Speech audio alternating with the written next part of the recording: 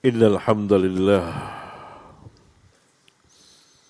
nahmaduhu wa nasta'inuhu wa nastaghfiruh wa na'udzu billahi min shururi anfusina wa min sayyiati a'malina may yahdihillahu fala mudilla lahu wa man yudlil fala hadiya lahu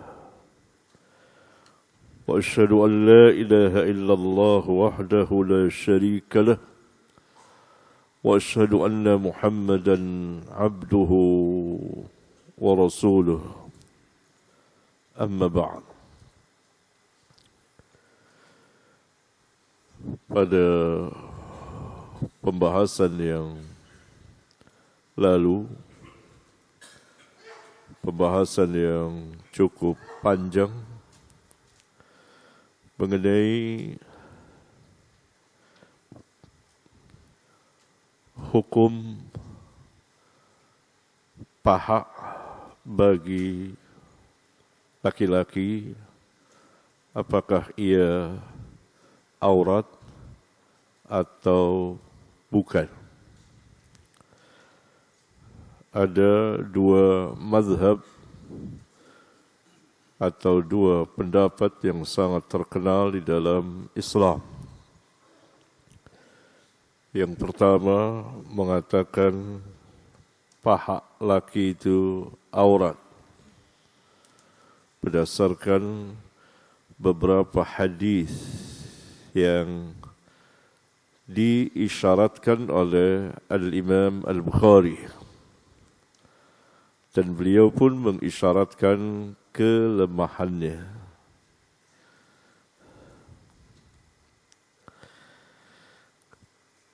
Yang kedua mengatakan bahawa paha laki-laki itu bukan aurat berdasarkan kepada sejumlah hadis sahih, di antaranya hadis Anas bin Malik radhiyallahu anhum jami'an.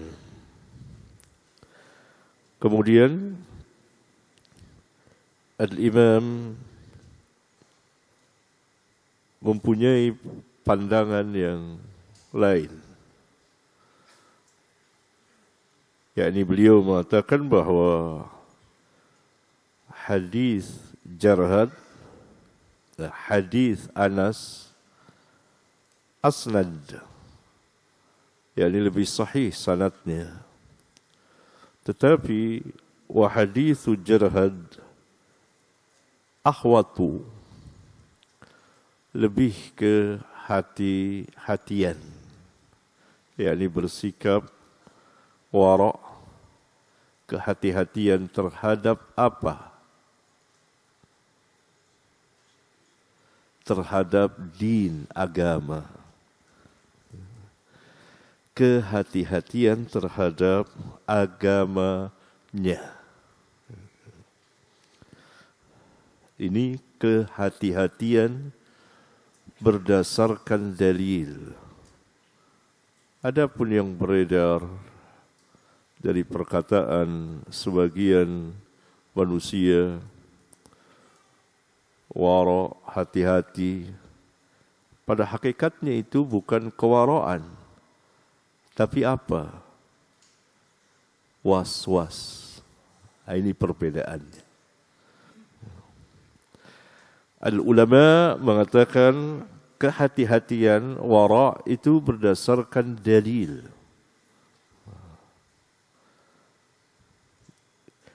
Al-Imam jelas mengatakan bahawa hadis Anas lebih sahih dinisbahkan dengan hadis yang dengan tegas mengatakan bahawa al-fakhidhu auratun, paha itu aurat. Walaupun mazhab pertama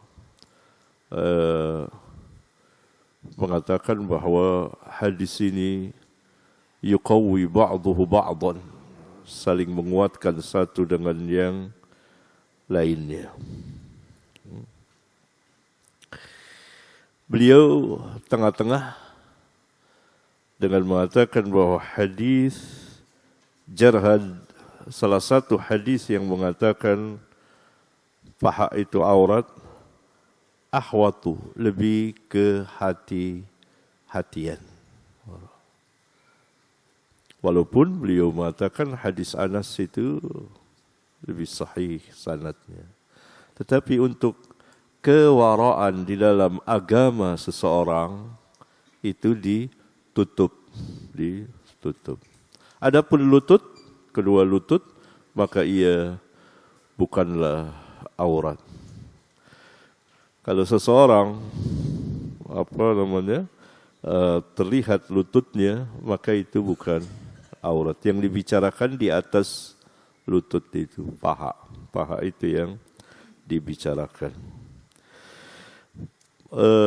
Para ulama yang mengatakan bahwa paha itu bukan aurat, tidaklah berarti mereka juga menampakkan pahanya kemana-mana. Itu lain lagi. Itu ada satu kaum yang disebutkan di dalam Al-Quran. Ya, nah, itu tidak demikian. Tidak demikian. Ini tuntutan ilmiah. Tuntutan ilmiah mereka harus membahas karena berkaitan dengan hukum halal dan haram. Begitu. Oleh karena itu pendapat Bukhari sebagian menyukainya untuk hati-hatian, seakan-akan beliau sebagaimana yang beliau katakan keluar dari perselisihan mereka sehingga kita keluar dari perselisihan mereka. Nah, ini sudah kita bahas. Ya. Kemudian bab selanjutnya, silakan Suhail. Bab ke-13.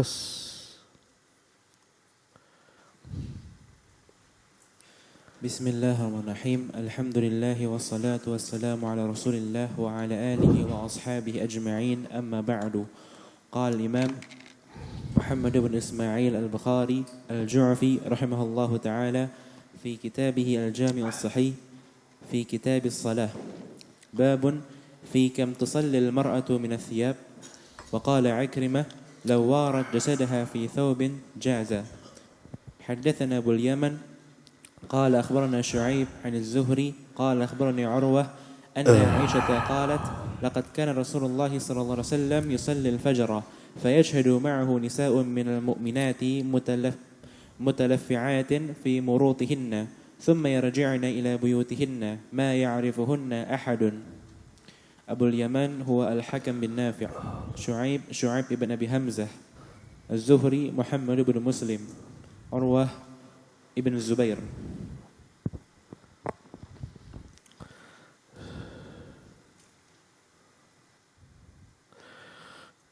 Bab ke-13 kita masih berbicara mengenai sitrul aurah, menutup aurat di dalam maupun di luar salat, dan yang berkaitan dengannya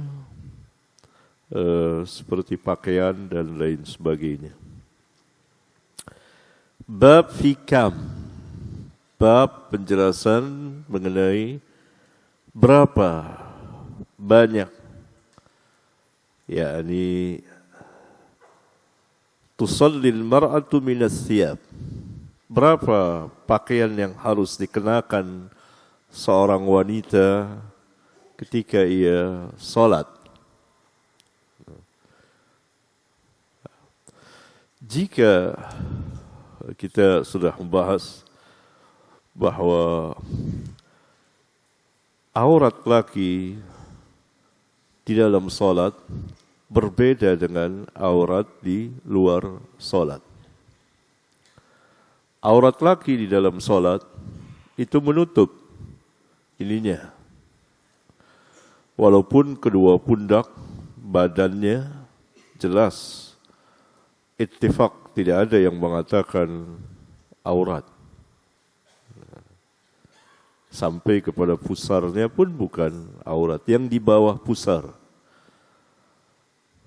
depan dan belakang ittifaq, sepakat aurat. Ya. Di bawahnya paha itu yang diperselisihkan. Diperselisihkan. Ini pun masuk ke dalam bagian solat bagi mereka yang tidak mengatakan tidak aurat, ya boleh terbuka. Begitulah pembicaraan. Silakan membaca di kitab-kitab para ulama. Ya. Tetapi kita sudah membaca hadisnya bahwa Nabi sallallahu alaihi wasallam memerintahkan bagi laki-laki ketika akan salat dia menutup kedua pundaknya ini, kedua pundaknya. Oleh karena itu ketika kita akan tawaf mengelilingi Ka'bah, maka kita memasukkan ke ketiak sebelah kanan, menyelimpangkan dan terbuka pundaknya. Itu ketika akan tawaf, bukan dari awal ihram. Nah, ini kesalahan. Selesai tawaf dan kita akan sholat 2 rakaat, ya. Selesai tawaf, dibuka kembali, ditutup ini. Tutup. Kita akan sholat, ya. Adapun aurat perempuan di luar dan di dalam sholat sama, tidak ada perbedaan, kecuali wajib mukanya terbuka. Begitu juga ketika ihram, mukanya wajib terbuka. Ya. Nah, ini berapa pakaian yang harus dikenakan oleh seorang wanita ketika dia akan sholat? Satu pakaian saja cukup? Atau 2? Atas bawah? Misalnya. Al-Imam membawakan al-athar dari Ikrimah Abu Abdullah Maula Ibn Abbas. Ini dimausulkan oleh Al-Imam Abdul Razzaq dalam kitabnya Al-Musannaf, sebagaimana dikatakan Al-Hafidh. Berkata Ikrimah, lawarat jasadaha fi thawbin la ajaztuhu. Atau dalam salah satu naskah, jaza.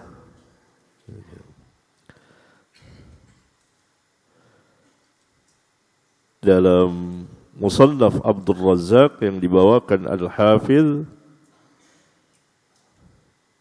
law akhadhatil mar'atu thawban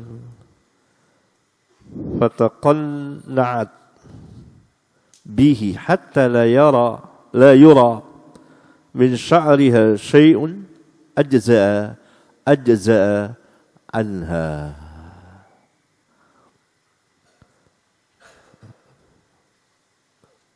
Sekiranya seorang wanita memakai satu pakaian saja dan dia menutup dengannya dirinya sehingga tidak terlihat dari rambutnya sesuatu pun mencukupi atasnya. Al-Imam Al-Bukhari membawakan secara makna, kalau seorang wanita menutup dirinya dengan fi thawbin, dengan satu pakaian, niscaya mencukupi. Niscaya mencukupi. Berarti cukup satu pakaian. Kalau dia memakai baju kurung, ya, cukup sudah untuk sholat dia dengan menutup kepala, badannya sampai kakinya, mukanya terbuka, maka mencukupinya. Cukupinya.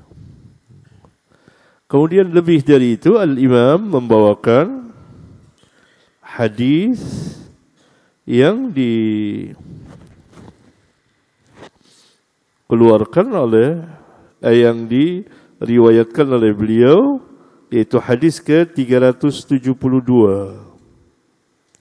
dari jalan anna Aisyah qalat, bahwa Aisyah berkata, laqad kana Rasulullah sallallahu alaihi wasallam yusalli al-fajr fayashhadu ma'ahu nisa'un minal mu'minati.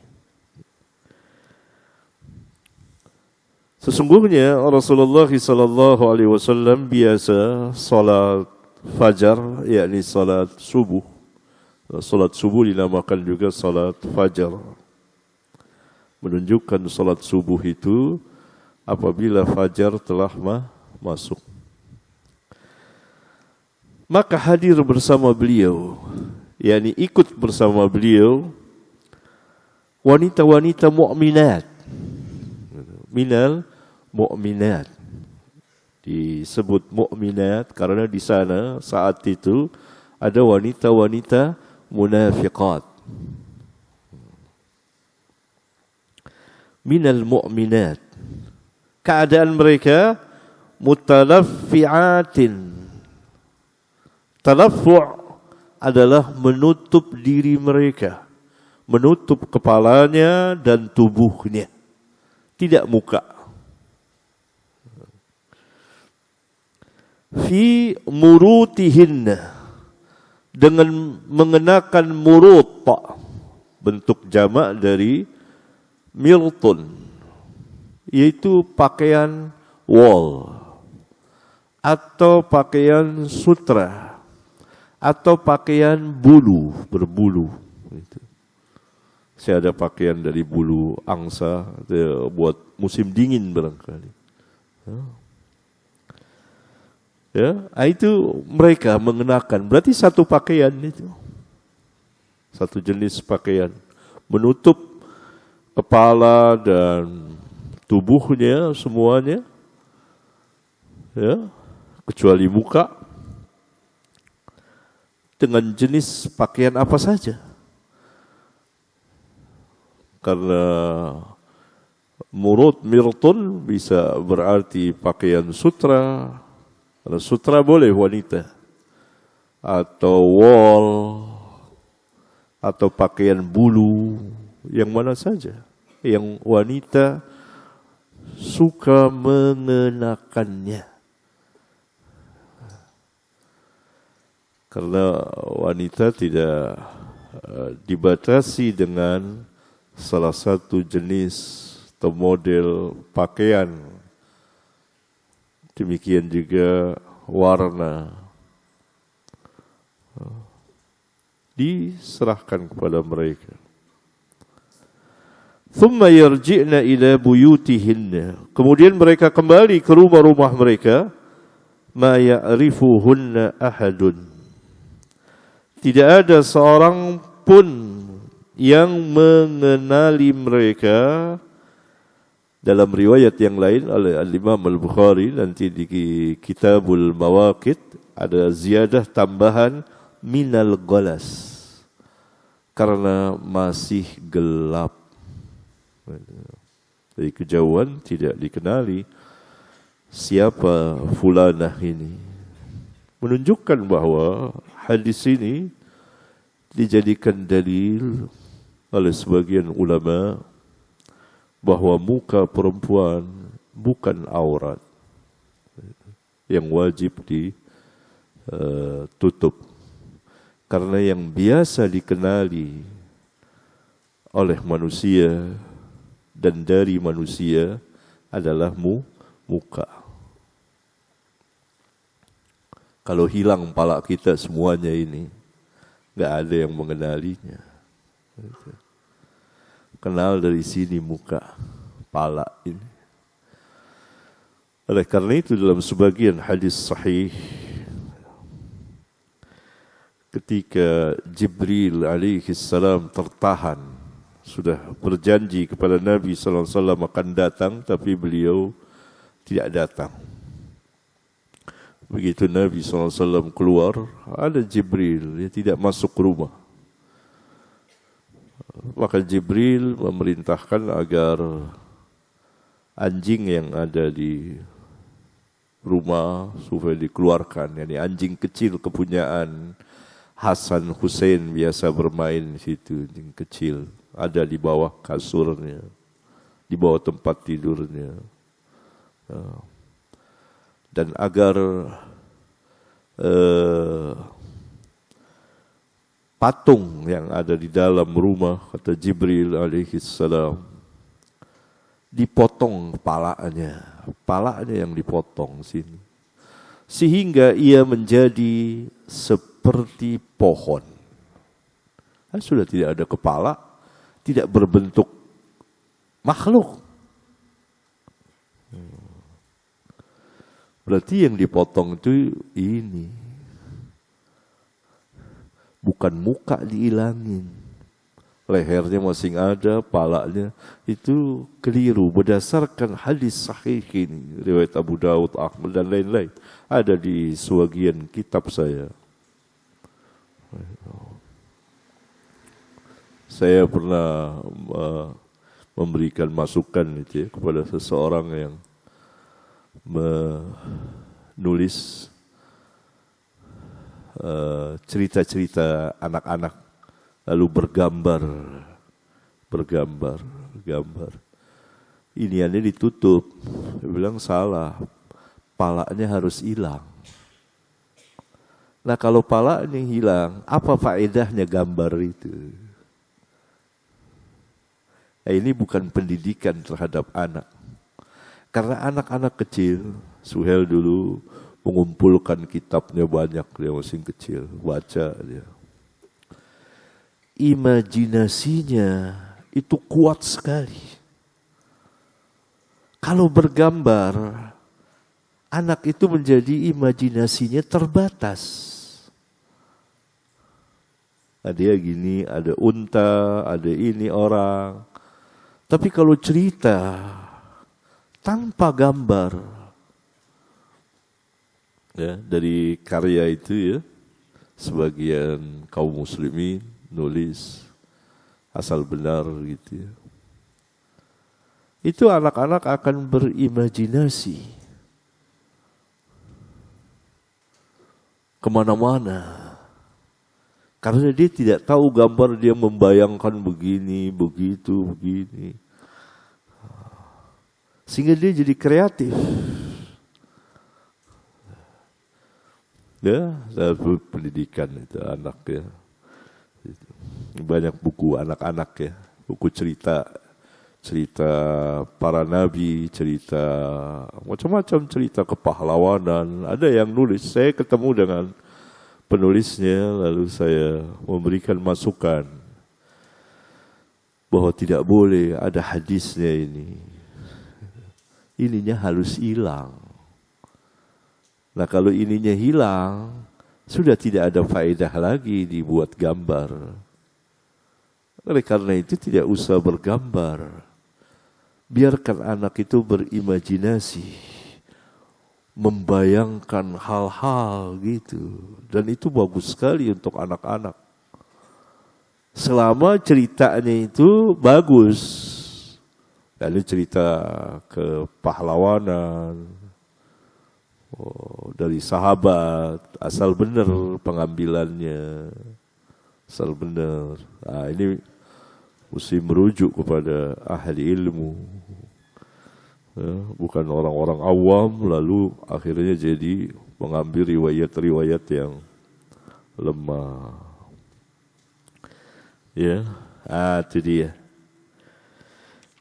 Hadis ini menjelaskan sesuai dengan bab yang diberikan Al-Imam rahimahullahu ta'ala, bahwa mencukupi bagi wanita mengenakan satu pakaian saja untuk solat dia. Solat dia tertutup, yang penting tertutup dari kepala sampai kaki, tertutup kecuali muka dan kedua tangan sampai pergelangan. Berdasarkan hadis ini, karena Aisyah mengatakan mutalaffi'atin, itu menunjukkan satu pakaian saja yang mungkin pada zaman mereka pakaian, mungkin baju kurung dan kita tidak tahu. Fi murutihin, murut yakni pakaian seperti jubah, baju wol atau sutra, dari sutra atau baju yang berbulu, itu menunjukkan beragam. Siapa yang membatasi pakaian wanita harus hitam? Ini tidak ada nas. Kalau melihat di hadis-hadis Rasulullah Sallallahu Alaihi Wasallam, tidak ada. Gitu. Ya.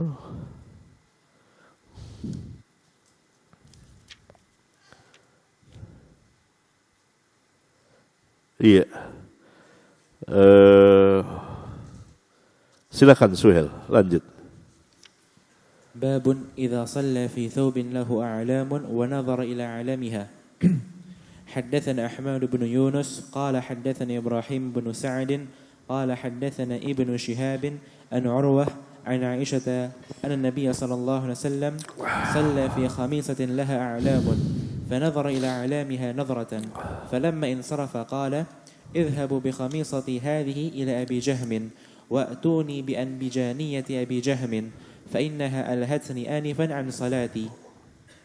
وقال هشام بن عروة عن نبيه عن عائشة قال النبي صلى الله عليه وسلم كنت أنظر إلى علمها وأنا في الصلاة فأخاف أن تفتنني.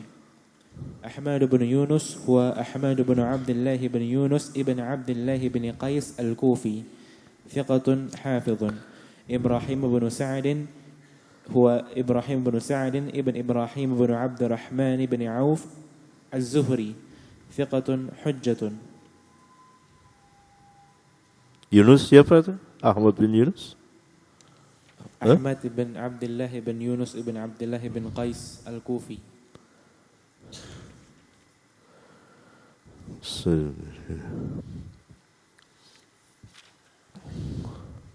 Ahmad bin Abdullah berarti dia dinasabkan kepada kakeknya.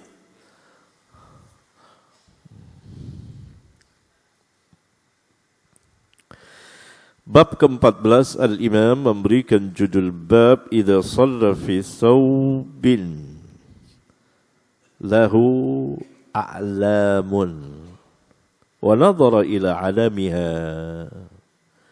Apabila seseorang salat dengan mengenakan pakaian yang ada lukisan atau gambarnya, a'lam, lukisan atau gambar.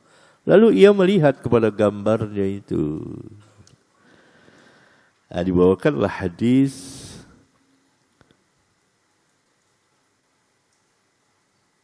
an Aisyah anna an-nabiy sallallahu alaihi wasallam shalla fi khamisatin laha a'lamun.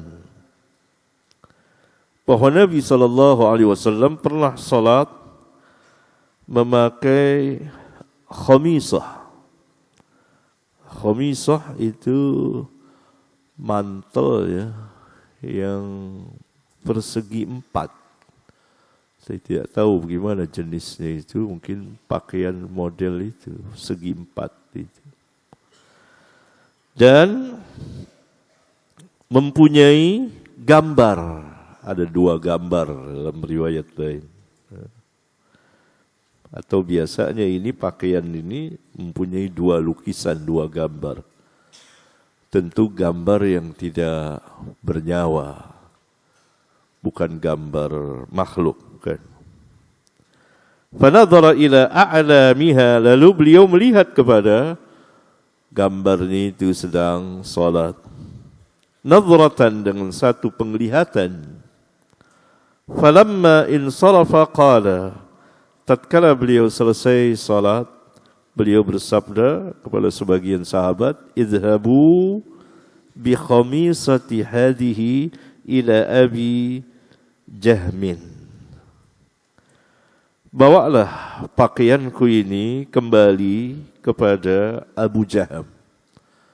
Yani Abu Jaham menghadiahkan kepada Nabi pakaian tersebut, ya, yang bercorak, bergambar. Dan beliau ketika sedang sholat melihat dan mungkin khawatir terganggu kekhusyuannya. Maka selesai sholat beliau meminta kepada sahabat agar pakaian ini dipulangkan kepada Abu Jaham. Tetapi agar Abu Jaham tidak merasa kecil hati, hadiahnya dibalikkan, maka Nabi SAW minta gantinya.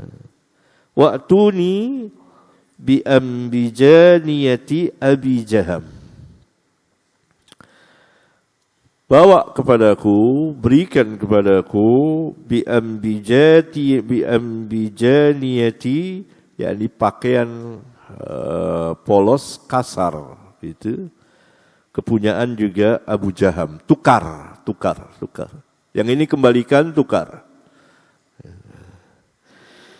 Fa innaha alhatni anifan an salati, karena sesungguhnya ia akan melalaikanku, atau dalam lafaz ini, karena sesungguhnya ia, pakaian tersebut tadi melalaikanku dari salatku, yakni mengurangi kekhusyuan. Dalam lafaz yang lain itu tidak terjadi, tetapi beliau khawatir nanti akan terganggu. Yaitu hadis mu'allaq yang dibawakan Al-Imam selanjutnya. Wa qala Hisham bin Urwah an abihi an Aisyah. Hadis yang mausul yang beliau bawakan riwayat Ibnu Syihab Az-Zuhri dari Urwah. Sekarang yang meriwayatkan dari Urwah adalah anaknya sendiri, yaitu Hisham. Tetapi hadis ini mu'allaq dan dimausulkan sebagaimana dikatakan Al-Hafidh oleh Imam Ahmad dan Ibnu Abi Syaibah dan Muslim dan Abu Daud. Ini dimausulkan oleh diantaranya oleh Al-Imam Muslim. An Aisyah qala an-nabiy sallallahu alaihi wasallam kuntu anzuru ila alamiha, aku melihat kepada gambarnya, lukisannya. Wa ana fis shalah, sedang aku di dalam salat. Fa akhafu an taftinani, aku khawatir akan menggangguku. Ya, sebelum terjadi gangguan, maka beliau minta dipulangkan dan diganti dengan yang lainnya. Ini menunjukkan bahwa seseorang salat harus terbebas dari gangguan. Gangguan hati, gangguan fisik, penglihatan. Begitulah salat pada zaman Nabi yang mulia alaihi salatu wassalam. Ya. Terus. Babun in shalla fi thawbin musallabin aw tasawira hal tafsudu salatuhu wa ma yunha min dhalik. Wa ma yunha min dhalik. Min atau an itu? Min. An, sini an juga. Situ? An.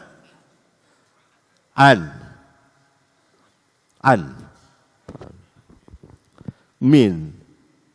Berarti ada naskah Bukhari ini memang banyak, belum ada seseorang yang mengumpulkan, atau sudah ada saya kira tapi mungkin belum lengkap, mengumpulkan naskah dari beberapa naskah Bukhari dari riwayat beberapa muridnya. Itu yang sebetulnya dikumpulkan oleh Al-Hafidh.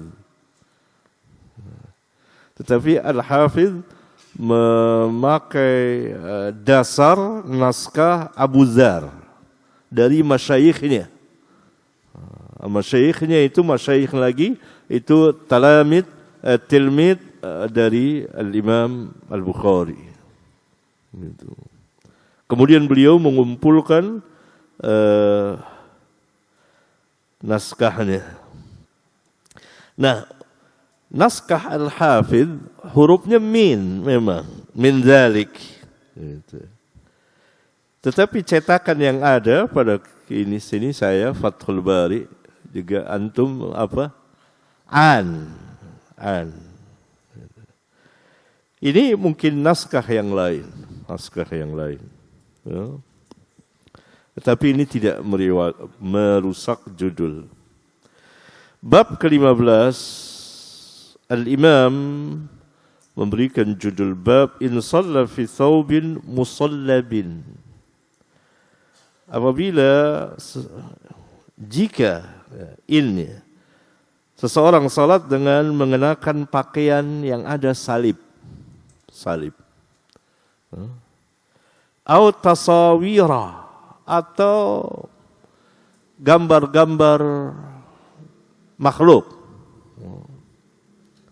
Hal tafsudu salatuhu, apakah salatnya menjadi rusak, yakni batal atau tidak? Wa ma yunha an dzalik, dan apa yang dilarang min dzalik atau an dzalik dari yang demikian itu. Suka kita lihat sebagian kaum muslimin sholat memakai baju yang kaos yang ada gambar, bahkan ada yang sebagian seram-seram, ada yang gambar orang dari orang-orang tertentu dan lain sebagainya. Apakah ini merusak sholatnya atau tidak? Kalau yang sebelumnya gangguan tentang kekhusyuan. Kalau sekarang rusak tidak sholatnya? Paham perbedaannya? Kalau yang pertama yang Nabi SAW kenakan, gambarnya bukan gambar makhluk. Kalau ini jelas satu gambar yang disembah oleh manusia. Salib misalnya, kan disembah oleh manusia. Atau tasawir, banyak gambar-gambar yang makhluk yang berhala atau apa yang disembah. Ya, bisa membedakannya ya. Kalau yang sebelumnya itu pakaian Nabi ada lukisan atau gambar, maka beliau khawatir terganggu. Tidak ada kaitannya dengan rusak dan tidaknya salat, tapi berkaitan dengan kekhusyuan salat. Karena lafaznya kan sebelumnya fa innaha alhatni anifan an salati. Dalam lafaz yang lain, fa akhafu an taftinani. Sehingga orang salat harus terbebas dari segala yang dapat mengganggu kekhusyuan. Nah, sekarang bab ke-15, mengenakan pakaian,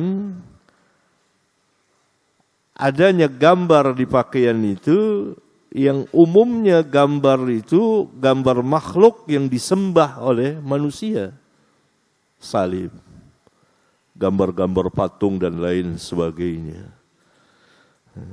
Nah, ini berkaitan dengan batalkah salatnya, rusakkah salatnya atau tidak. Dan apa yang dilarang darinya.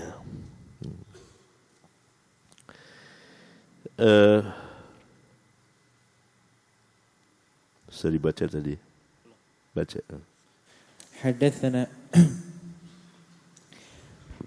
حدثنا أبو معمر عبد الله بن عمرو قال حدثنا عبد الوارث قال حدثنا عبد العزيز بن سحيب عن أنس قال كان قرام لعائشة سترت به جانب بيتها فقال النبي صلى الله عليه وسلم أميطي عنا قرامك هذا فإنه لا تزال تصاور تعرض في صلاتي. أبو معمر المنقري هو عبد الله بن عمرو ابن أبي الحجاج ثقة ثبت. عبد الوارث بن سعيد ابن ذكوان العنبري مولاهم ثقة ثبت رمي بالقدر ولم يثبت عنه. Al-Imam berpendapat bahwa salatnya tidak rusak, tidak batal. Berdasarkan hadis yang beliau bawakan.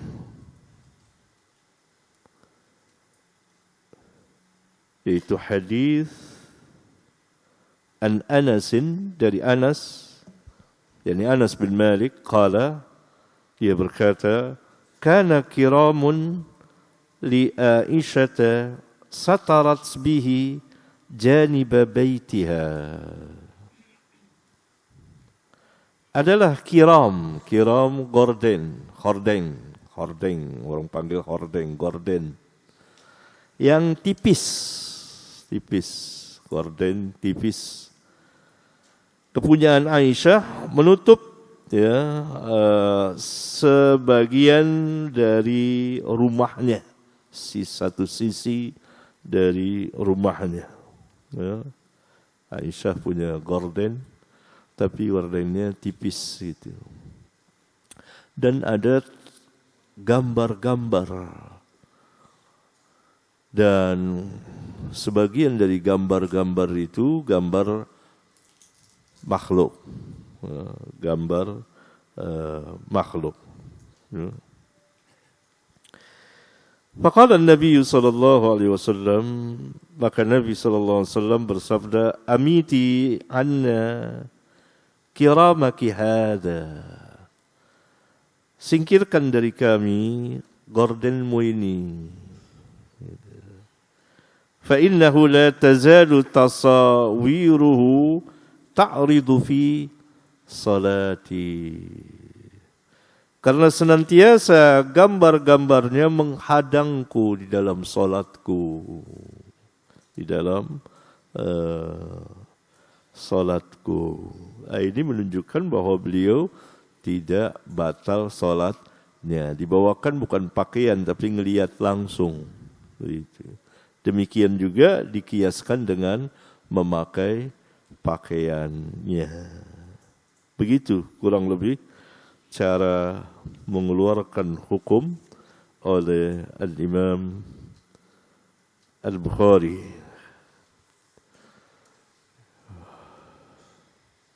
Yani beliau tidak mengulang solatnya, itu dia intinya.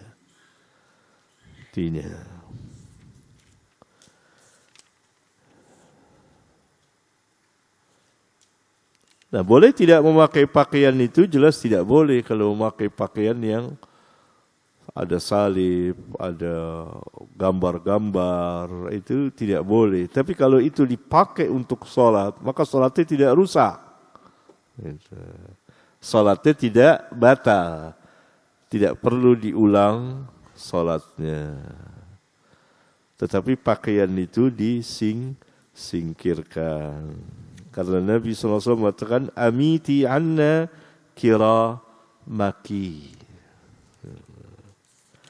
Kalau kiram Aisyah ini atau gorden Aisyah ini makhluk bernyawa, dalam riwayat lain itu diperintah untuk dipotong. Diperintah untuk dipotong-potong. Kalau tidak, maka ia disingkirkan saja ketika sedang kalau salatnya menghadap ke sana. Salatnya menghadap ke sana. Nah, istinbat yang halus sekali dari Al-Imam Al-Bukhari ya. Silakan sudah.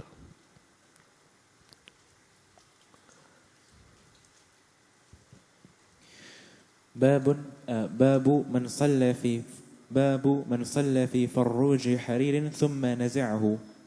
حدثنا عبد الله بن يوسف قال حدثنا الليث عن يزيد عن أبي الخير عن عقبة بن عامر قال أهدي إلى النبي صلى الله عليه وسلم فروج حرير فلبسه فصلى فيه ثم انصرف فنزعه نزعا شديدا كالكاره له وقال لا ينبغي هذا للمتقين. Ta'ridu tadi artinya di sini dijelaskan oleh Al-Hafidh itu talawwaha. Maknanya ini nyata. Berarti artinya tadi ya la tazalu tasawiruhu senantiasa gambar-gambarnya nampak nyata fi salati dalam salatku. Nampak atau tampak jelas di dalam salatku. Menunjukkan bahwa Nabi SAW tidak selalu salat menunduk. Sebab kalau menunduk tentu tidak melihat. Ya,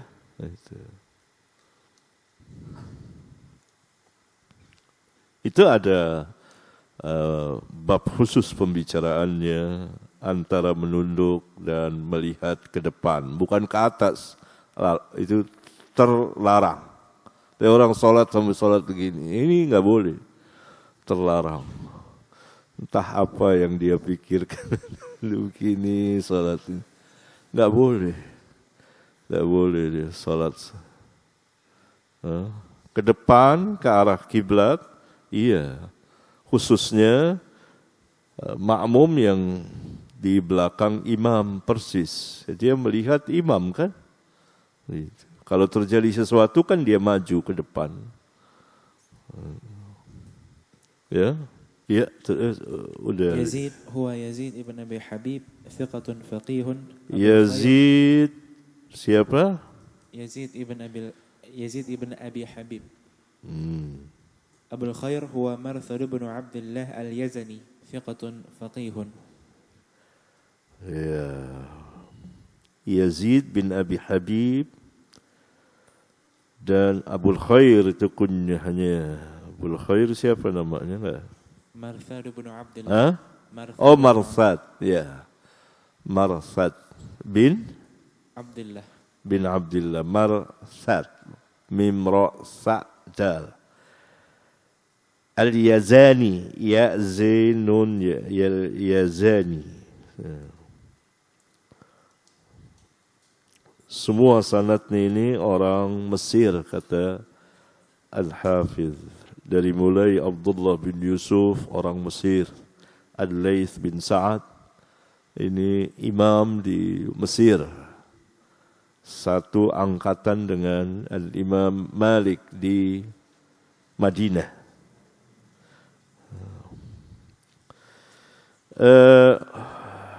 Al-Imam meriwayatkan dengan sanadnya sampai kepada an Uqbah bin Amir qala, dari Uqbah bin Amir dia berkata, uhdiya ila Nabi sallallahu alaihi wasallam farruj haririn. Farruj harir. Karena itu beliau memberikan judul bab man shalla fi farruji haririn thumma naza'ahu.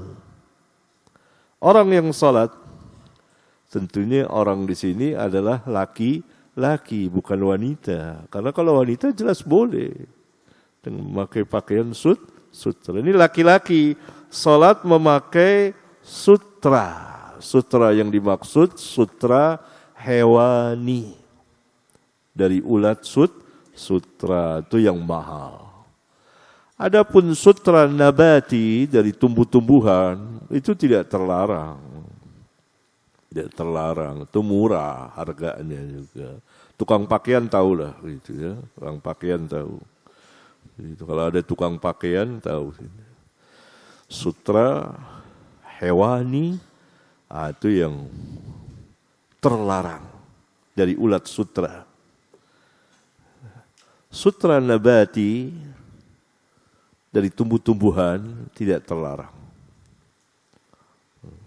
Ya. Kemudian ia menanggalkannya, dibukanya. Selesai salat. Menunjukkan salatnya tidak batal dan tidak perlu diulang.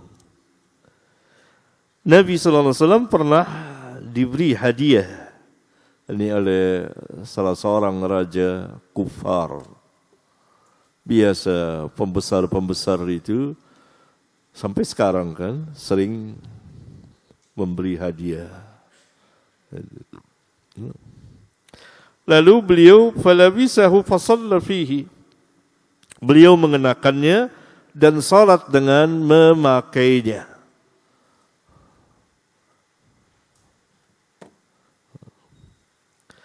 Thumma ansarafa fanaza'ahu naz'an shadidan kalkarihi lahu. Kemudian selesai salat beliau menanggalkannya dengan menanggalkan yang syadid, keras, buka. Seperti orang yang tidak suka terhadap sesuatu. Kalkarihi lahu. Seperti orang yang tidak menyukainya. Wa qala, dan beliau bersabda, la yambagi hadza lil muttaqin. Tidak patut ini pakaian sutra ini bagi laki-laki yang bertakwa.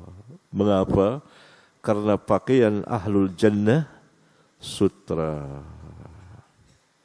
Ya kan? Pakaian ahlul jannah sutra. Nah, ini berarti tidak boleh memakai pakaian sutra, haram. Barangkali di awal Nabi SAW belum datang wahyu. Kemudian Jibril menyampaikan kepada beliau. Silakan Suhail.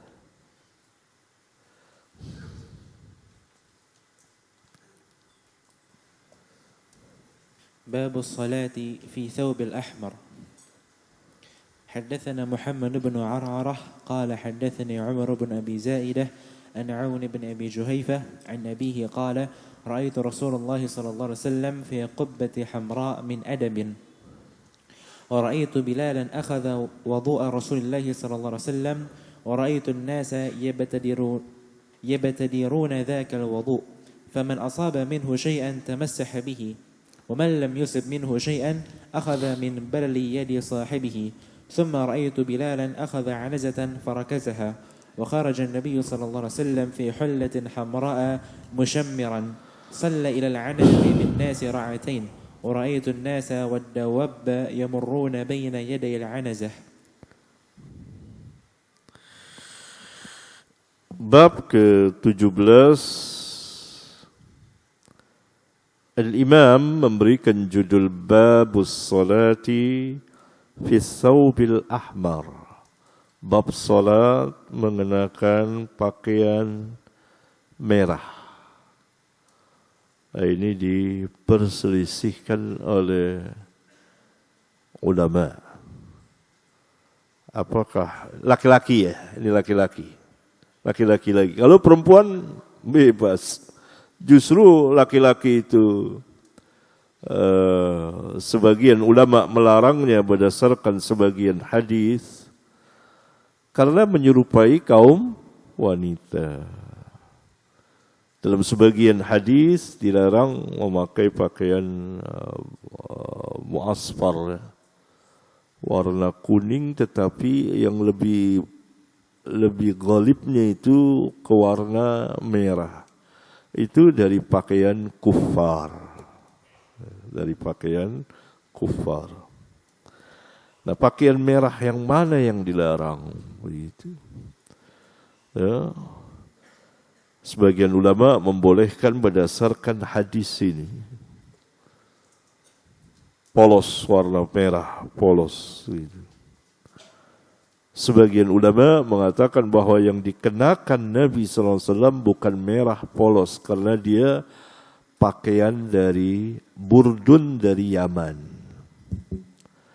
Pakaian burdun dari Yaman itu tidak polos merah, tetapi dia bergaris-garis merah. Garis merah. Ya. Berarti kalau ada warna campuran itu tidak mengapa, katanya. Awal hasil berselisih para ulama antara yang membolehkan dan yang tidak membolehkan.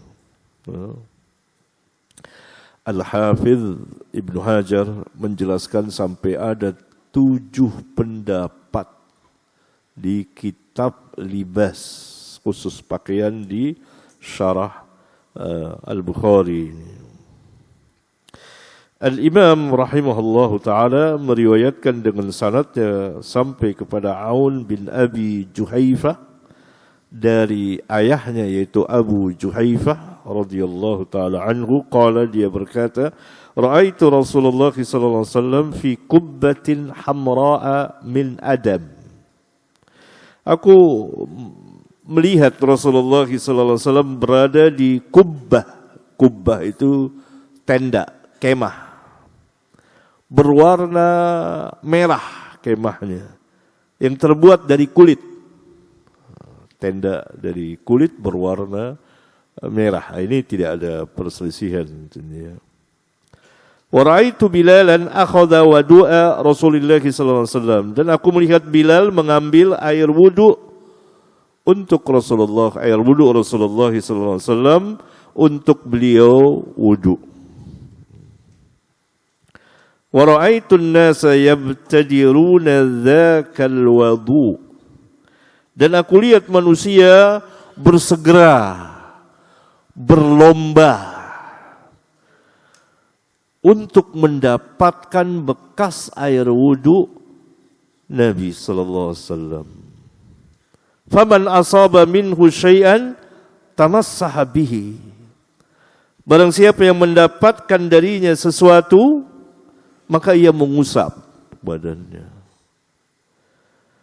Wa man lam yusib minhu syai'an, dan barang siapa yang tidak mendapatkan darinya syai'an sesuatu, akhadha min baladi yadi sahibihi. Dia mengambil dari sisa air temannya.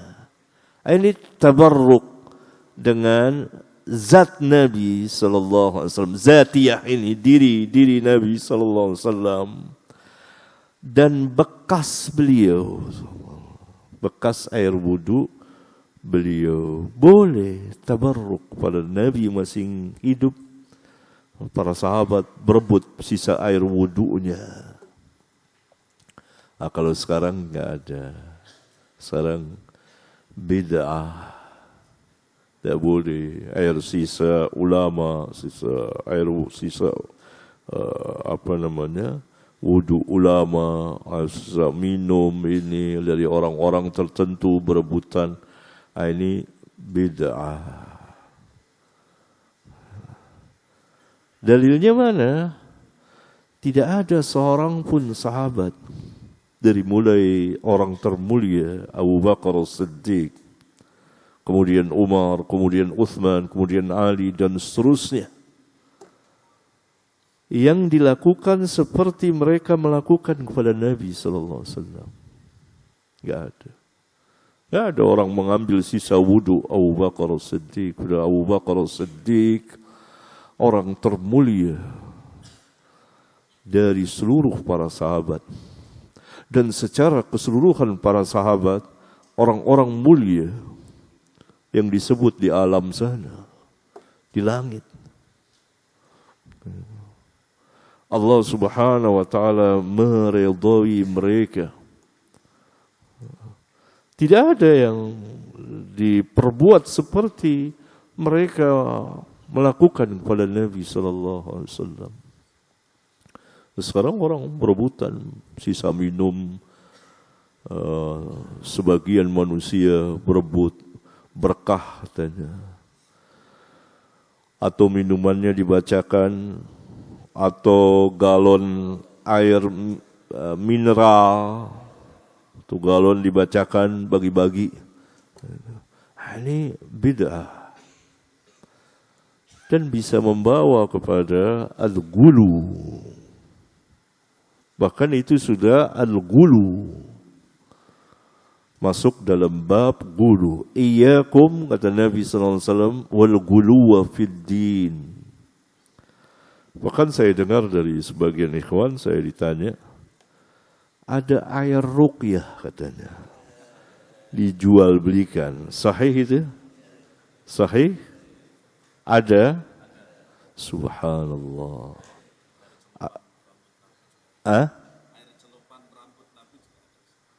Dari mana dia tahu rambut Nabi sallallahu alaihi wasallam?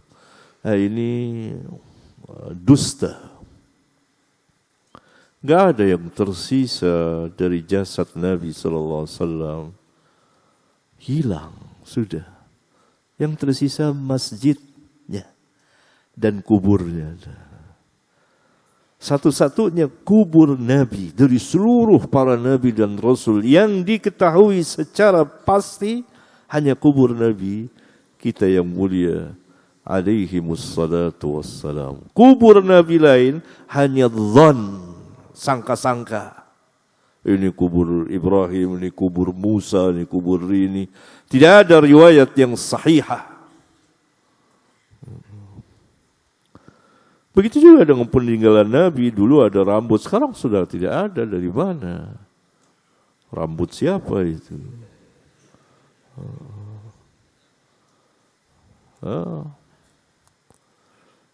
Harus sammu lana rijalakum. Sebutkan rijalnya. Ya. Jadi bertabarruk, mengambil barokah dari zatiyah, zat Nabi. Boleh, para sahabat mengambil. Ini. Bekas air wudunya. Bahkan ketika perjanjian Hudaybiyah, orang-orang kufar menyaksikan ludah Nabi sallallahu alaihi wasallam tidak jatuh ke bawah. Para sahabat ingin memperlihatkan kepada orang-orang kufar bahwa mereka tidak akan meninggalkan Nabi yang mulia sallallahu alaihi wasallam. Bahwa mereka benar-benar menta'zimkan Nabi. Sehingga utusan orang kafir Quraisy, kufar Quraisy datang ke sana menceritakan, saya sudah berkeliling ke raja-raja, ke Kaisar, ke Kisra. Belum pernah saya melihat sahabat-sahabat dari raja-raja itu mengagungkan seperti sahabat-sahabat Muhammad mengagungkan kepada Muhammad. Tidak jatuh riaknya dan ludahnya, melainkan mereka menggosok-gosok. Takut ciut orang kufar itu. Kalau sahabat seperti itu kepada Nabi SAW, tentu mereka tidak akan meninggalkannya. Ya, begitu. Jadi itu banyak dijual air ruqyah kan. Subhanallah. Orang beli-beli air ruqyah begitu. Iya. Ya. Berapa harganya? Antum tahu? Enggak tahu. Ada yang tahu harganya berapa? Dan siapa yang meruqyah? Ruqyah itu ada yang syar'i, ada yang tidak syar'i. Dan tidak ada profesi peruqyah, enggak ada dalam Islam. Tidak ada sama sekali. Tidak ada seorang pun sahabat yang dijuluki ahli ruqyah. Nggak ada. Begitu juga tabi'in, tabi'ut tabi'in, para a'immah, para ulama dan seterusnya nggak ada. Mereka dengan ilmu mereka mengajarkan untuk kaum muslimin, umat Nabi yang mulia sallallahu alaihi wasallam. Antum lihat cerita sahabat. Sekali waktu sahabat ini meruqyah Abu Sa'id Al-Khudri, kepala suku terkena sengatan binatang berbisa, dibacakan Al-Fatihah, diludahi di tempat lukanya, seketika sembuh. Apa yang menyebabkannya? Kekuatan keimanan, kekuatan tauhid, kekuatan keyakinan. Kalau kita belum tentu. Coba ada orang kena kalajengking, antum bacakan. Kita bacakan, belum tentu. Itu sembuh seketika. Ada lagi sahabat lagi jalan, pulang kemana gitu, bertemu satu kaum. Dia katakan bahwa kamu datang dari orang yang membawa kebaikan, yakni Nabi Muhammad sallallahu alaihi wasallam. Adakah salah seorang di antara kamu bisa mengobati? Kita ada orang gila. Orang gila yang sudah diikat di rantai karena khawatir ngamuk atau apa. Kata sahabat itu, iya ada saya. Lalu dibacakan surah Al-Fatihah pagi petang selama 3 hari kalau tidak salah. Sembuh. Seperti orang yang sehat, yang tidak pernah sakit gila. Terlepas ikatannya itu. Ikatan kegilaannya itu. Sembuh. Al-Fatihah. Sahabat yang lain. Lalu dikasih hadiah, dia tolak, nggak mau. Tanya dulu ke Nabi SAW, boleh tidak? Nabi SAW membolehkan. Berapa banyak orang yang memakan dari ruqyah yang batil. Itu dia. Ini dia. Ruqyah yang batil dengan air di ruqyah itu dijual. Itu tuh batil itu. Tidak syar'i. Dan Nabi SAW berapa banyak orang yang meruqyah dengan ruqyah yang batil dan engkau memakan dari ruqyah yang hak. Baru boleh. Ya. Begitu. Ya. Terus kita terusin terus.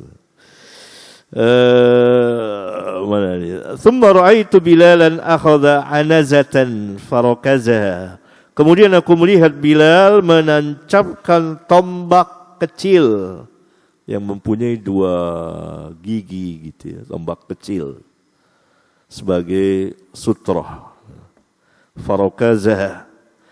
Kemudian aku melihat Bilal mengambil anazatan, tombak kecil gitu, yang barangkali punya 2 gigi seperti ini. Ditancapkan. Farakazaha. Wa kharaja an-nabiy sallallahu alaihi wasallam fi hullatin hamra'i. Kemudian Nabi sallallahu alaihi wasallam keluar mengenakan 1 setel. Berarti 2 ini. Hullatun itu 1 setel pakaian, bukan 1 pakaian. Bawah dan atas, kain dan rida. Kain dan rida, hamra, merah warnanya. Berdasarkan inilah, maka sebagian ulama beristinbat boleh mengenakan pakaian merah. Ya, sebagian lagi mengatakan bahwa merah yang dimaksud di sini ini pakaian burdun buatan Yaman. Buatan Yaman itu pasti atau jelas sekali tidak merah polos, tapi garis-garis merah. Walhasil kalau tidak merah polos boleh. Kalau merah polos menurut mazhab yang kedua tidak boleh. Mereka saling bantahan satu dengan yang lainnya masalah laki mengenakan pakaian merah polos. Itu dia. Tapi kalau ada coraknya, ada garisnya, ada ini nggak ada masalah. Musammirun tasmir, digulung kainnya. Shalla ilal anazati bin nasi raqatain. Beliau salat menghadap ke anazah, sutra, mengimami manusia 2 rakaat kalau lagi safar. Zuhur 2 rakaat. Dalam hadis yang lain riwayat Bukhari juga, selesai 2 rakaat, salat lagi 2 rakaat. Salat apa? Asar. Wa ra'aitun nasa wad-dawaba yamurruna min baini yadayil anazati. Dan aku lihat manusia dan hewan-hewan lewat di hadapan sutrah itu, di hadapan sutrah. Ya kalau seorang udah ada sutrahnya, apa saja sutrah itu. Ini tongkat, tidak mesti gede seperti ini, tidak mesti. Mungkin perkiraannya mesti sama tubuhnya. Ya. Ini tongkat kan kecil, itu. Tongkat kecil itu. Tapi sutrah itu ada bab tersendiri. Apakah dia sehasta atau kurang dari hasta, boleh dan tidak. Nah kalau sudah ada sutrah, maka orang lewat di depan tidak apa-apa. Orang lewat di depan tidak apa-apa. Tidak sebagian manusia udah ada ini sutrah masih kaget dia lewat jauh. Wah ini jahil, tidak berilmu. Ini dia. Ini. Aku lihat, kata Abu Juhaifah, manusia dan hewan lewat di hadapan sutrah itu. Nabi SAW sedang sholat, orang lewat. Kalau sudah ada sutrah. Bagaimana kalau tidak ada sutrah, orang banyak sholat tanpa sutrah? Di mana yang terlarang? Kita lewat di depannya sini terlarang. Tapi kalau sudah lewat dari tempat sujud dia, nggak apa-apa ya, nggak kayak ikhwan lari jauh sekali. Ngapain antum nih? Lewat ya Allah, jadi susah agama nih, jadi susah sekali. Gitu. Lewat situ. Yang terlarang kan di sini. Nah kalau lewat di sana bisa antum cegah gini kan nggak bisa. Apa kayak pikir akal. Dari hadis Nabi yang mulia SAW. Kata Nabi SAW, apabila orang lewat cegah. Berarti di mana lewatnya? Di depan sini. Bukan di sana situ. Gimana antum mau lari ke sana? Begitu biar cerdas. Karena kalau memakai nama sunnah harus cerdas, itu paham. Jadi tidak memalukan nantinya. Saya marahi seseorang. Tahu kaget dia lewat sana. Mengapain antum? Antum pikir agama menyusahkan antum ini? Lewat sini nggak apa-apa. Antum lewat di depannya itu baru terlarang. Lewat situ. Di depan tempat sujudnya kan bukan, itu kan sudah lewat dari dia. Itu tidak mengapa. Ini yang saya katakan takutnya, takut was-was. Gitu. Bukan takut ilmu. Jadi begitu belajar. Nggak boleh kita yang pas dia lewat, yang dia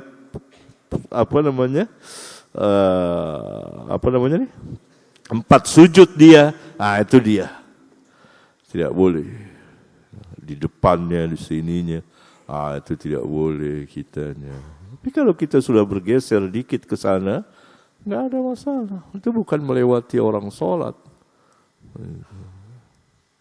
Karena sudah di luar area dia. Oleh karena itu kan diperintah untuk memakai sutra. Sutra itu apa saja, tembok, orang, dan binatang pun boleh di depannya. Nanti ada hadisnya di bagian kitab sutra.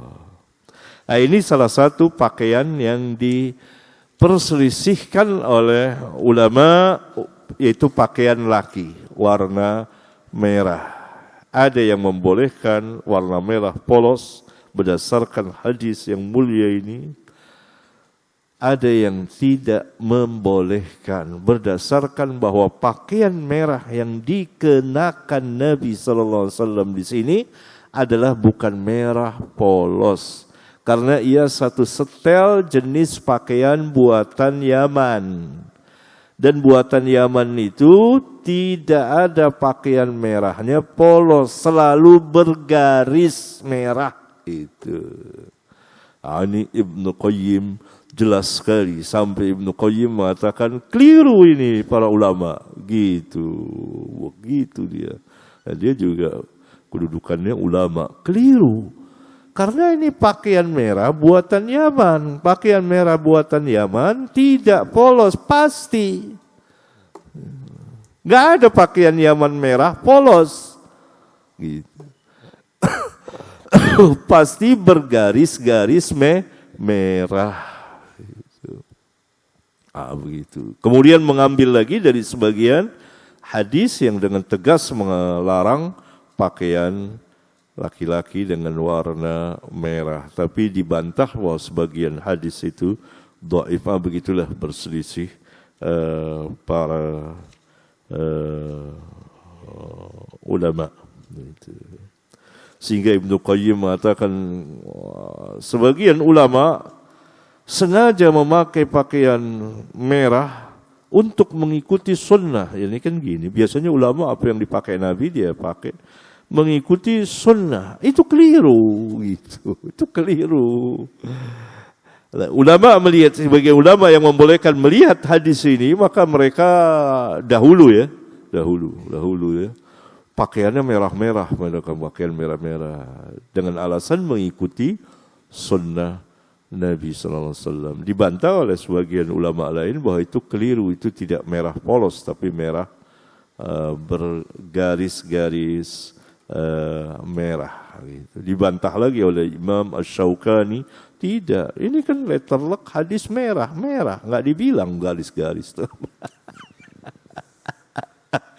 Begitulah para ulama. Silakan para pelajar meneliti tentang urusan pakaian merah ini. Nah, ini untuk laki-laki, perempuan bebas.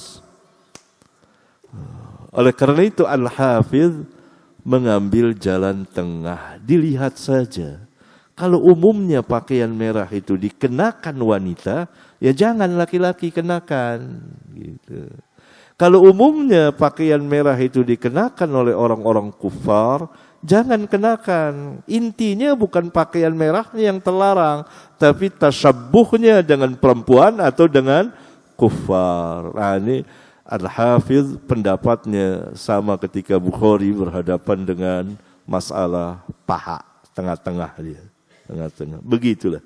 Ya, para pelajar bisa memeriksa di bagian Kitabul Libas dari kitab Fathul Bari. Ya. Nah, kalau perempuan bebas, berarti perempuan boleh pakai pakaian merah. Siapa nih yang mengharuskan harus hitam? Wah, ini enggak ada ini. Hitam ada, boleh, tidak terlarang, tapi jangan ditentukan. Ini kan pembahasan tentang pakaian merah kan masuk ke dalam tasyabbuh dengan wanita. Ada hadis yang lain, silakan diteliti. Iya. Silakan Suhail.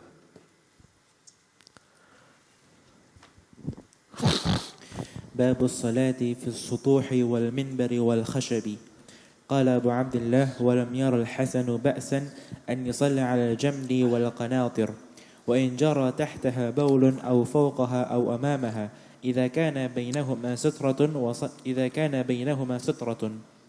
وصلى أبو هريرة على ظهر المسجد بصلاة الإمام وصلى ابن عمر على الثلج. حدثنا علي بن عبد الله قال حدثنا سفيان قال حدثنا أبو حازم قال سألوا سهل بن سعد من أي شيء المنبر فقال ما بقي بالناس أعلم مني هو من أثر الغابة عمله فلان مولى فلانة لرسول الله صلى الله عليه وسلم وقام عليه رسول الله صلى الله عليه وسلم حين عمل ووضع فاستقبل القبلة كبر وقام الناس خلفه فقرأ وركع الناس خلفه ثم رفع رأسه ثم رجع القهقر فسجد على الأرض ثم عاد إلى المنبر ثم قرأ ثم ركع ثم رفع رأسه ثم رجع القهقر حتى سجد بالأرض فهذا شأنه. قال أبو عبد الله قال علي بن المديني سألني أحمد بن حنبل رحمه الله عن هذا الحديث قال فإنما أردت أن النبي صلى الله عليه وسلم كان أعلى من الناس فلا بأس أن يكون الإمام أعلى من الناس بهذا الحديث. قال فقلت إن سفيان بن عيينة كان يسأل عن هذا كثيرا فلم تسمعه منه قال لا. حدثنا محمد بن عبد الرحيم قال حدثنا يزيد بن هارون قال أخبرنا حميد الطويل عن أنس بن مالك أن رسول الله صلى الله عليه وسلم سقط عن فرس فجهشت ساقه أو كتفه وآلى من نسائه شهرا فجلس في مشربة له درجتها من جذوع فأتاه أصحابه يعودونه فصلى بهم جالسا وهم قيام فلما سلم قال إنما جعل الإمام ليؤتم به فإذا كبر فكبروا وإذا ركع فاركعوا وإذا سجد فاسجدوا وإن صلى قائما فصلوا قياما ونزل ل29 فقالوا يا رسول الله إنك آليت شهرا فقال إن الشهر 29 باب إذا udah selesai hadis. Babus salah bab ke-18 fi sutuh. Fi sutuh yakni di atas loteng, di atas. Saya di atas masjid. Wal mimbar dan salat di atas mimbar ini, salat sini. Ya. Mimbarnya seperti ini, bukan mimbar yang yang menghadap itu. Mimbar naik gitu. Wal khashab, khashab apa? Kayu ya. Qala Abu Abdullah, berkata Abu Abdullah, yang dimaksud Abu Abdullah adalah Al-Imam Al-Bukhari. Walam yara al-Hasanu ba'san ay yusalli 'ala al-jamdi. Al-Hasan yakni Al-Hasan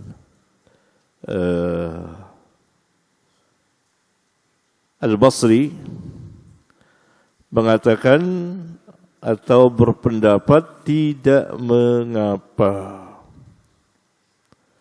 seseorang salat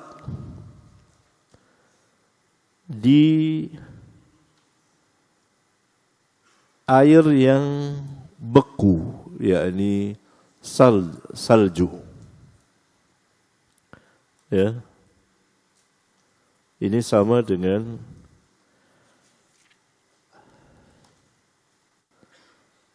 asar dari Ibnu Umar.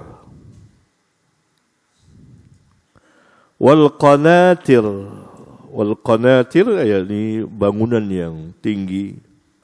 Wa injara tahtaha baulun, meskipun mengalir di bawahnya kotoran kencing, au fauqaha atau di atasnya, au amamaha idza kana bainahuma, apabila di antara keduanya ada sutratun yakni pemisah.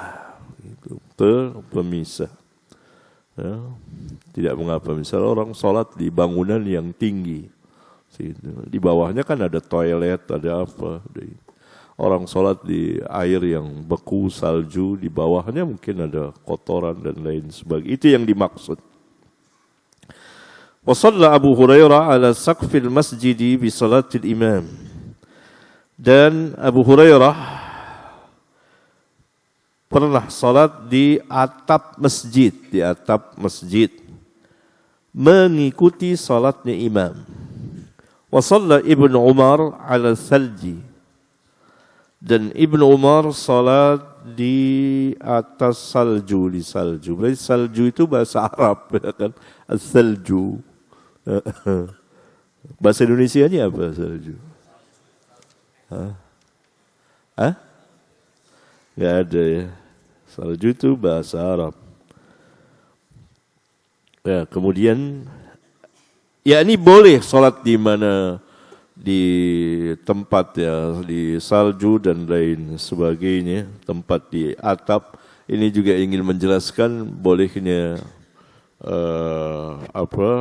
makmum lebih tinggi dari imam, seperti ada salat di atas seloteng gitu. Ya, masjidnya tingkat ya, tingkat imamnya di bawah. Atau nanti hadis yang dibawakan di sini, imam lebih tinggi dari makmum kalau salat di mimbar. Ini kejadian Al-Imam meriwayatkan dari gurunya, guru besarnya bahkan, Ali bin Abdullah Al-Madini. Qala, dia berkata, haddatsana Sufyan, yani Sufyan bin Uyainah. Qala, dia berkata, haddatsana Abu Hazim, Salamah bin Dinar. Qala, dia berkata, sa'alu Sahla bin Sa'din min ayyi syai'in al-mimbaru. Mereka, yakni para tabi'in, atau sebagian dari mereka bertanya kepada Sahal bin Sa'ad mengenai mimbar Nabi SAW. Min ayyi syai'in, terbuat dari sesuatu apa, dari bahan apa? Faqala, maka Sahal bin Sa'ad menjawab, ma baqiya bin nas a'lamu minni. Tidak ada lagi manusia yang mengetahui selain dariku, yakni yang lain sudah wafat barangkali. Wa huwa min aslil ghabah, yaitu dari kayu yang yakni pepohonan, betul diambil dari pohon yang ada di ghabah. Ghabah itu adalah satu tempat yang ma'ruf dari min awalil Madinah, di tempat yang tinggi di kota Madinah, berarti di ujung kota Madinah. Nah, itu ada pepohonan dari kayu itulah dibuatnya. Amilahu fulanun maula fulanata li Rasulillah sallallahu alaihi wasallam. Dibuat oleh fulan, maulanya fulanah, untuk Rasulullah sallallahu alaihi wasallam. Selesai mimbar itu dibuat, yang mempunyai 3 tingkat, ya. 1, 2, 3, ya.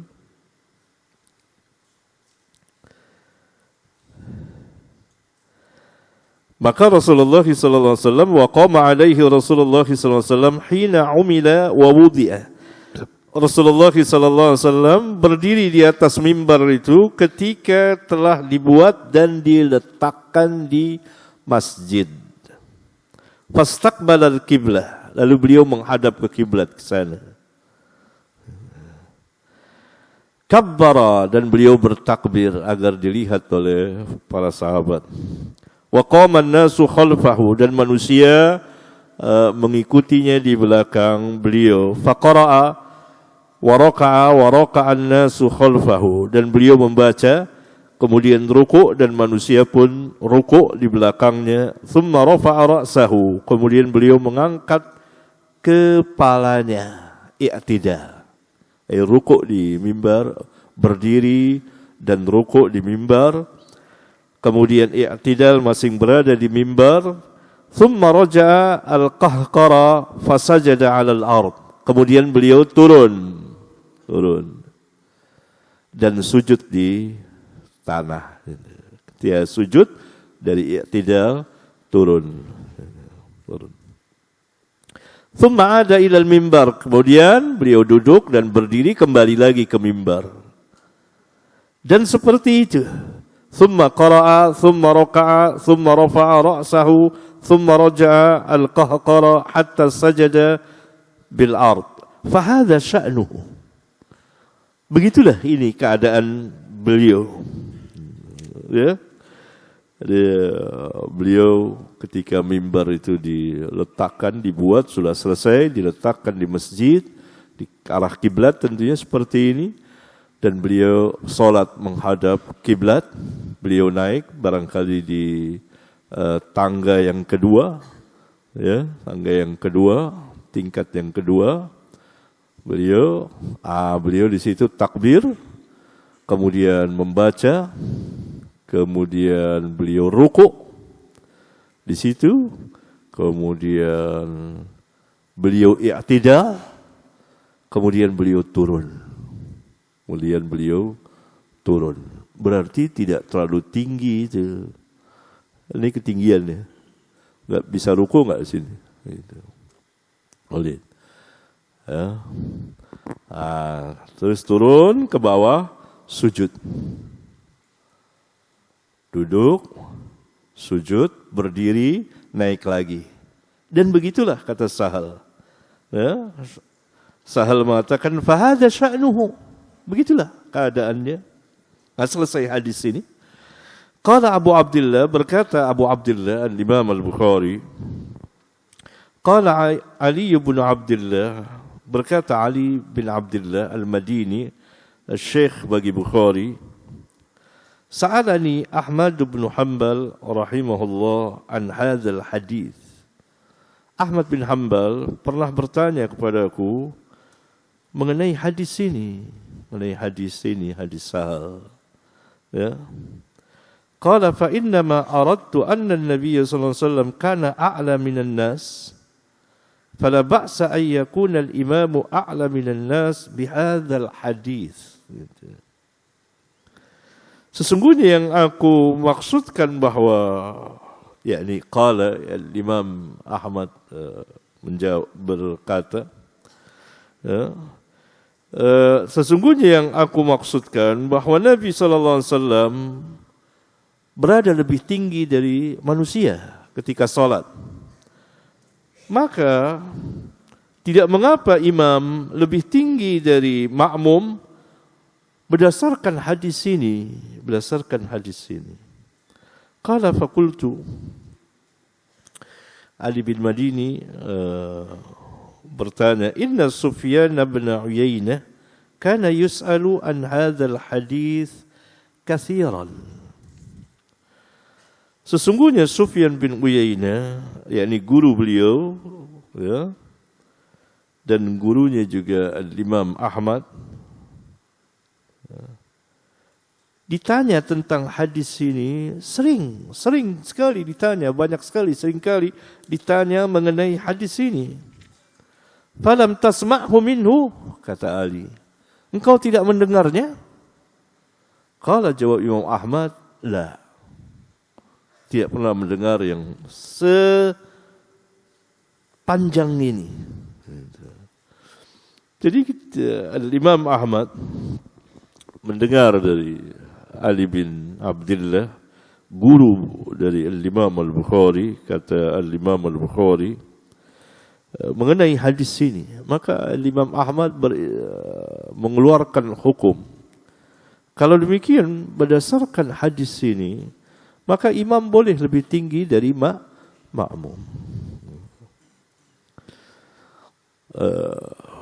Kemudian sahabatnya Ali bin Abdullah bertanya, sesungguhnya Sufyan bin Uyainah sering ditanya tentang hadis ini. Apa antum enggak dengar? Ini menunjukkan bahwa Imam Ahmad dan Ali bin Madini biasa duduk di majelis Sufyan bin Uyainah di Makkah.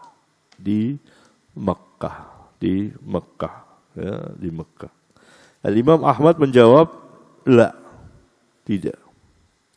Perkataan ini membuat Al-Hafidh meneliti musnad Imam Ahmad.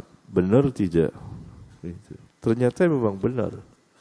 Imam Ahmad tidak meriwayatkan secara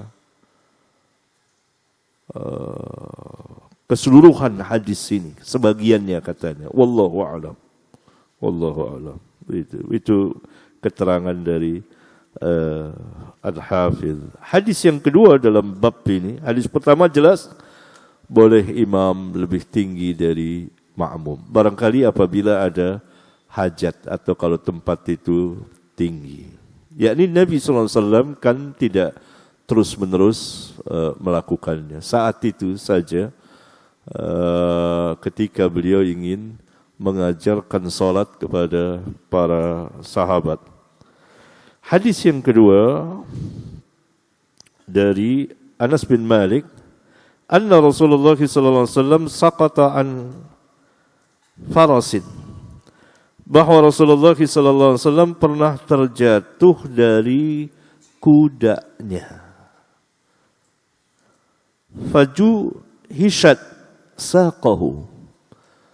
Maka terlukalah betisnya atau katifuhu, punggungnya jatuh. Wa ada min nisaihi syahran, dan beliau pun mengila istri-istri beliau secara keseluruhannya selama sebulan karena satu dan lain hal.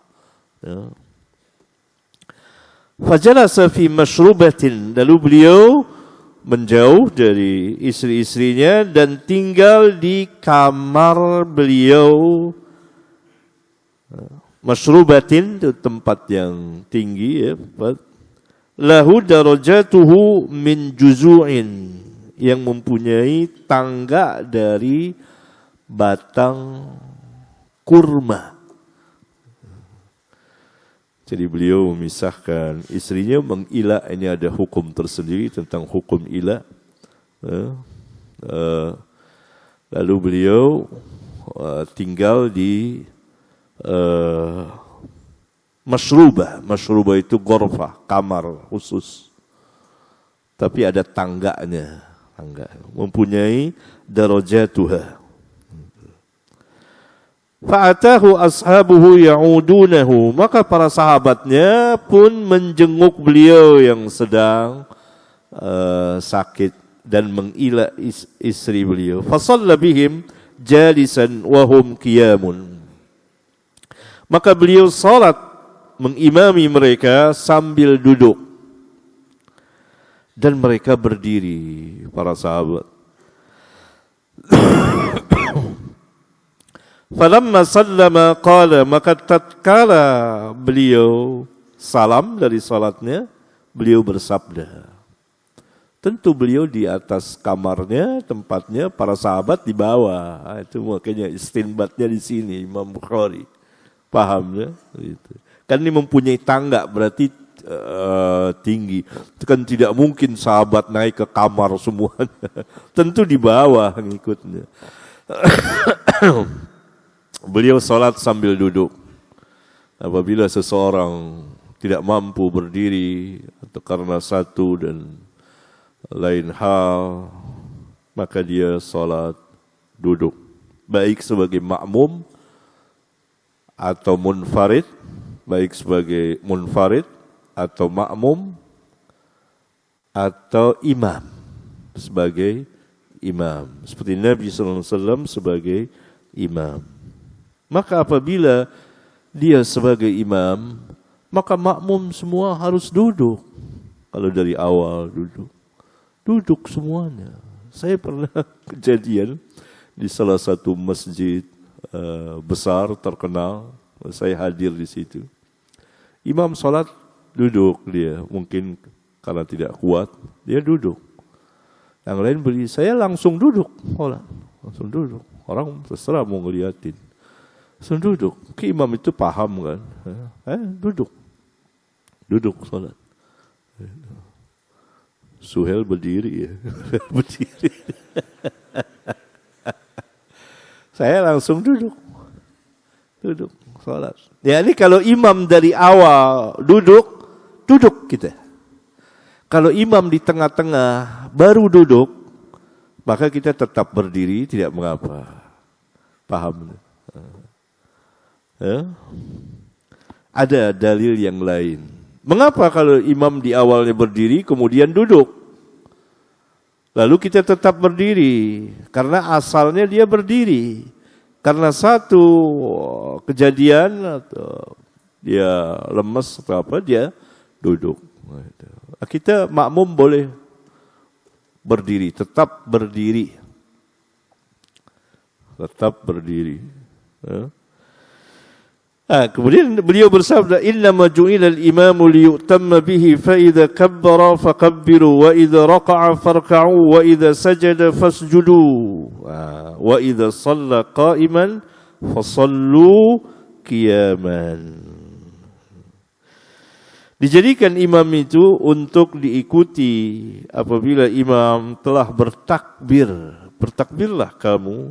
Dan apabila imam telah ruku', maka rukuklah kamu. Dan apabila imam sujud, maka sujudlah kamu. Apabila imam sudah sujud betul.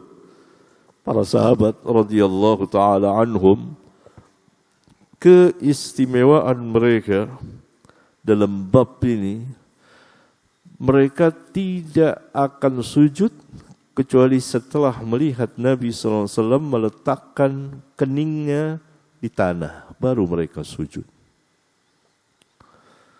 Tidak seperti solat kita, bareng dan ya. Apabila mereka salat berdiri, maka salatlah kamu dengan berdiri. Lanjutannya, hadis yang sama, atau dari jalan Jabir bin Abdullah, apabila imam salat sambil duduk, maka duduklah kamu.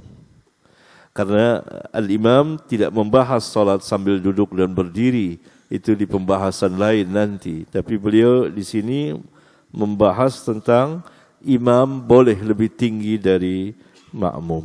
Wa nazala li tis'in wa ishrina, dan pada hari ke-29 beliau pun turun pulang. Faqalu, maka para sahabat bertanya, "Ya Rasulullah, innaka alaita syahran." Wahai Rasulullah, sesungguhnya engkau mengilak istri-istrimu selama sebulan. Faqala, maka beliau menjawab, "Inna syahra tis'un wa ishruna." Sesungguhnya bulan itu kadang-kadang 29 hari. Sampai di sini, ikhwan. Untuk yang akan datang, kalau saya harus safar, diliburkan dulu, nanti tunggu ada pengumuman karena saya harus safar insyaallah taala. Subhanakallahumma wa bihamdika asyhadu an la ilaha illa anta astaghfiruka wa atubu ilaik. Wassalamu alaikum warahmatullahi wabarakatuh.